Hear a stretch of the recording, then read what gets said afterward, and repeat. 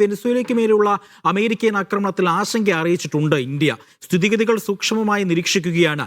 വെനിസ്വേലയിലെ ജനങ്ങളുടെ ക്ഷേമത്തിനും സുരക്ഷയ്ക്കും പിന്തുണ അറിയിച്ച ഇന്ത്യ ചർച്ചകളിലൂടെ മേഖലയിൽ സമാധാനം ഉറപ്പാക്കണമെന്നും പ്രസ്താവനയിൽ പറഞ്ഞു.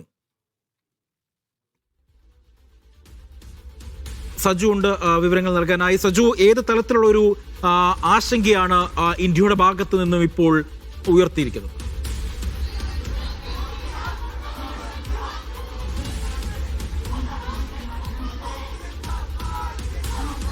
ആശങ്കകൾക്കുപരിയായി ഇന്ത്യ ഇപ്പോൾ വെനിസ്വേലയിലെ ജനങ്ങൾക്ക് പിന്തുണ പ്രഖ്യാപിച്ചിരിക്കുകയാണ്. പ്രത്യേകിച്ച് വെനിസ്വേലയിൽ അമേരിക്കയുടെ ആക്രമണത്തിനിരയായ ജനങ്ങളോടൊപ്പമാണെന്നാണ് ഇന്ത്യ ഇപ്പോൾ നിലപാട് അറിയിച്ചിരിക്കുന്നത്. അതോടൊപ്പം തന്നെ സ്ഥിതിഗതികൾ ഇന്ത്യ സൂക്ഷ്മമായി നിരീക്ഷിക്കുകയാണെന്നും ആശങ്കാജനകമായിട്ടുള്ള ഒരു പ്രതിസന്ധി ഉണ്ടാകാൻ വേണ്ടിയുള്ള സാഹചര്യം ഇപ്പോൾ നിലവിലുണ്ട്. അതുകൊണ്ട് തന്നെ ഈ വിഷയവുമായി ബന്ധപ്പെട്ട് കൃത്യമായിട്ടുള്ള ഇടപെടൽ ഇന്ത്യയുടെ ഭാഗത്തു നിന്നും ഉണ്ടാകുമെന്നാണ് ഇപ്പോൾ ഇന്ത്യ വ്യക്തമാക്കിയിരിക്കുന്നത്. അല്പസമയം മുൻപാണ് ഇന്ത്യയുടെ വിദേശകാര്യ മന്ത്രാലയത്തിൽ ഈ ഒരു വാർത്താക്കുറിപ്പ് പുറത്തു വന്നത്.